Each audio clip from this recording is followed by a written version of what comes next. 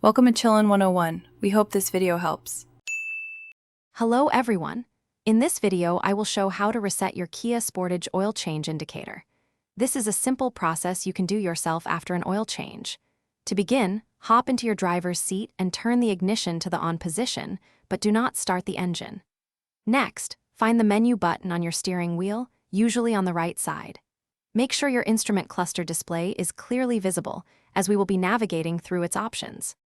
Now that your ignition is on, let's access the settings. Press the menu button on your steering wheel to bring up the main menu on your instrument cluster display. Use the up and down arrow buttons to scroll through the various options. You are looking for either service interval or oil change reminder.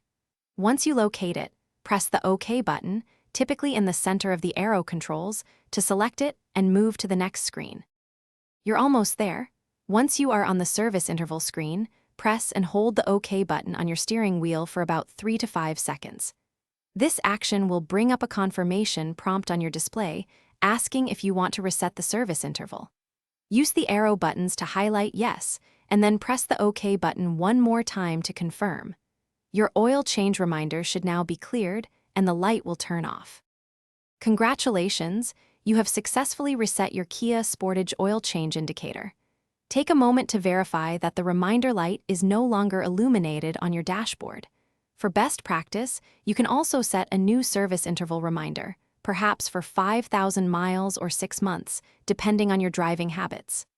Remember, consistent oil changes are crucial for maintaining your engine's health and ensuring your vehicle performs reliably for many years to come. Great job! Thanks for watching. Consider subscribing if we helped you.